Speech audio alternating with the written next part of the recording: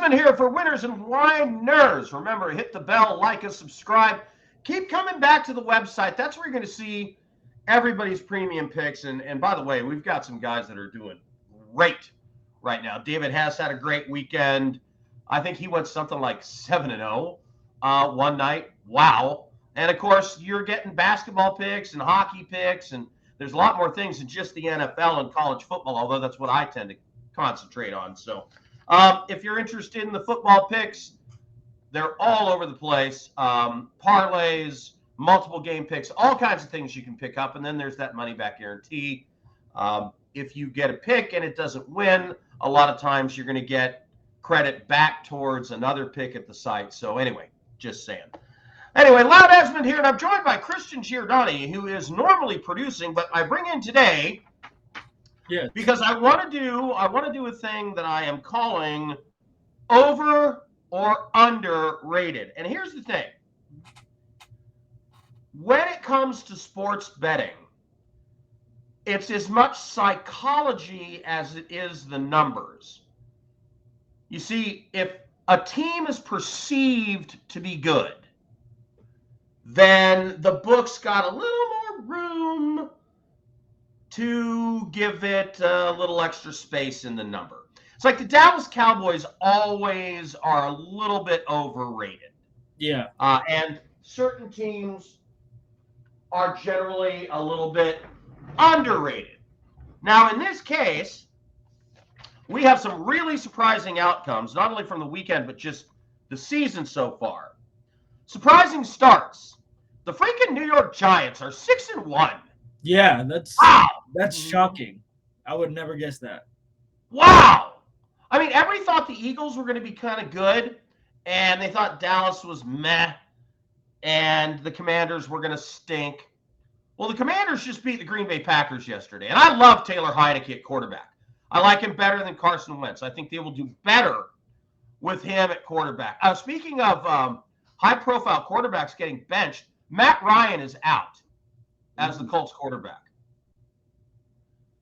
He's being replaced by Sam Ehlinger. Now, he's got a sore shoulder, but this may be it. I think the coaching staff is realizing their jobs are on the line.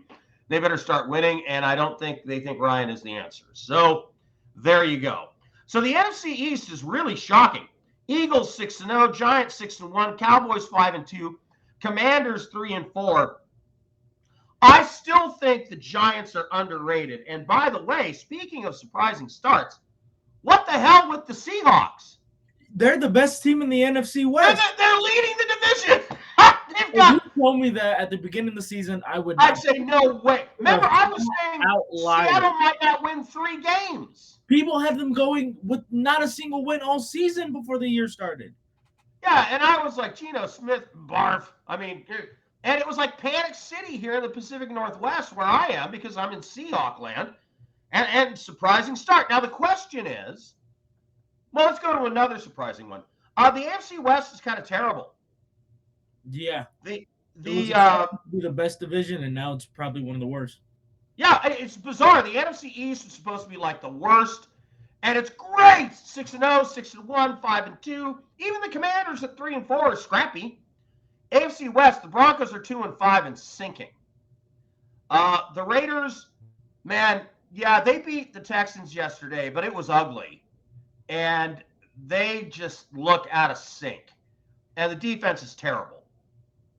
The Chargers are only 4-3. Yeah. And they've had 2 bad losses in a row. Well, not in a row. No, they lost to the Jaguars a couple weeks ago, and they lost to the Seahawks yesterday. Buccaneers. Atrocious. Terrible. Yeah. And the Packers, barf. So, I mean, a number of teams that were thought to be, wow, they're going to be Super Bowl contenders. Remember everybody was saying, oh, Aaron Rodgers, he'll be fine without Devontae Adams. Sure. And then, well, Tom Brady, he always finds a way.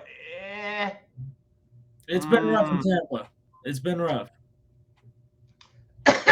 So, the question is, for betting purposes, has the public and the books caught up to how good some of these teams are and how bad some of these supposedly good teams are.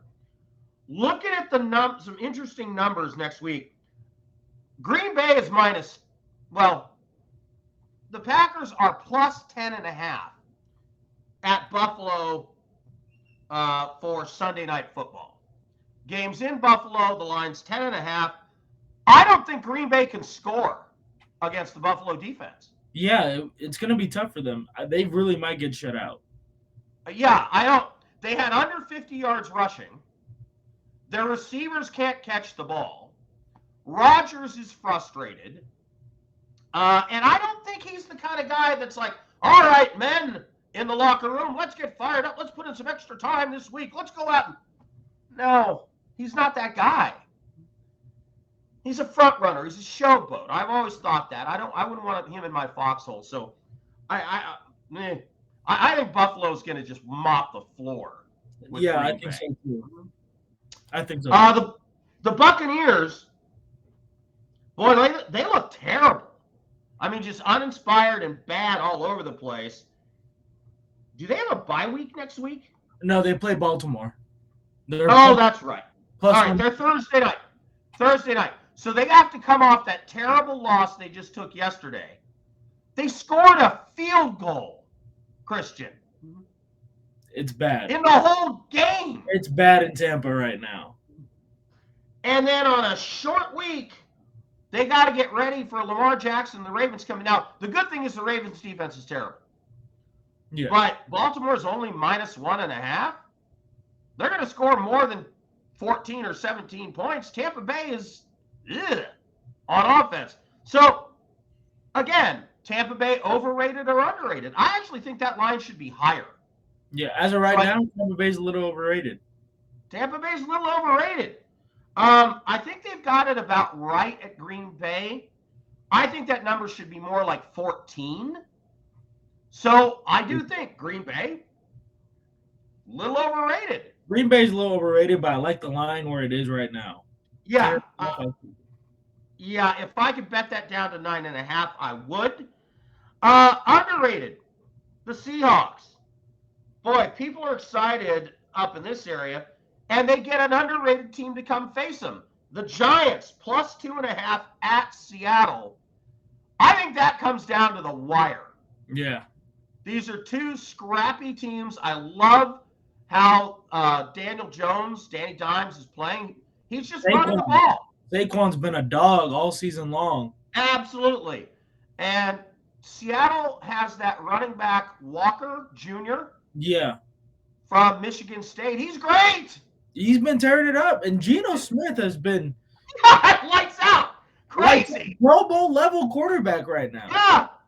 So the best quarterback in the NFC West is Geno Smith. I mean, Matt Stafford hasn't looked very good. No, it is not. Jimmy Garoppolo has looked bad. Look, they hung around against Kansas City yesterday, but it ended bad. They got blown off the field in the third and fourth quarter. Yeah. And the Cardinals are just meh. And that quarterback is, he's hard to tackle. He runs around a lot. I don't think he's great, Kyler Murray. He's okay. He's good in fantasy, but that's the extent of it. Yeah. So, crazy.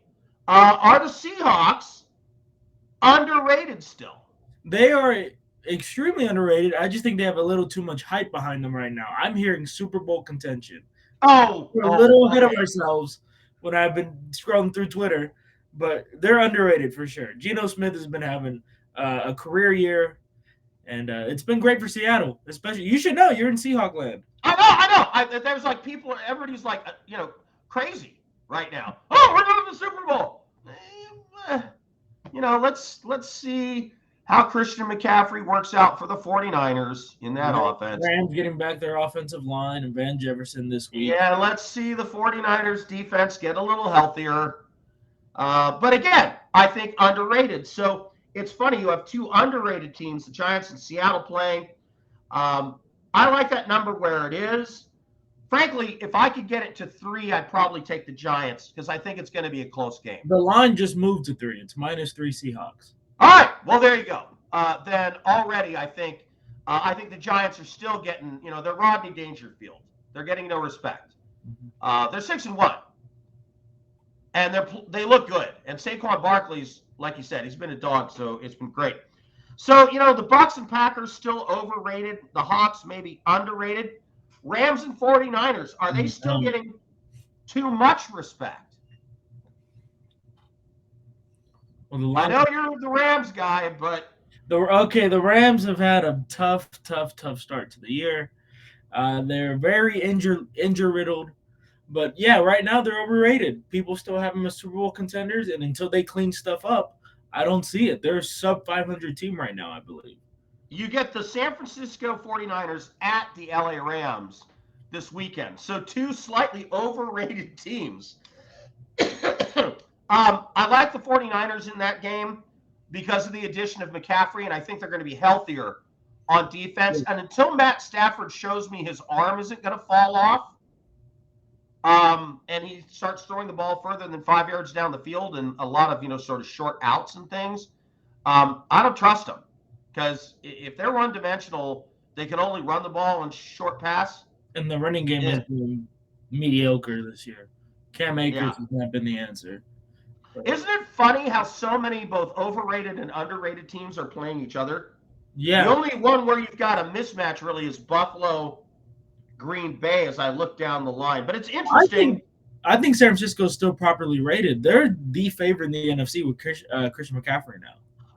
Yeah, they've got to get healthy on defense. The defense got really exposed against Kansas City. You get Kansas City will do that to a lot of teams. Yeah.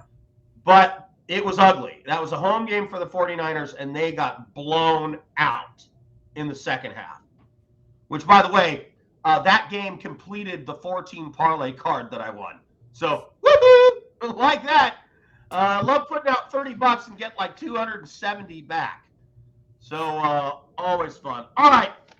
Overrated and underrated with Cristian Giordani. I am Loud Esmond here for Winners and Whiners.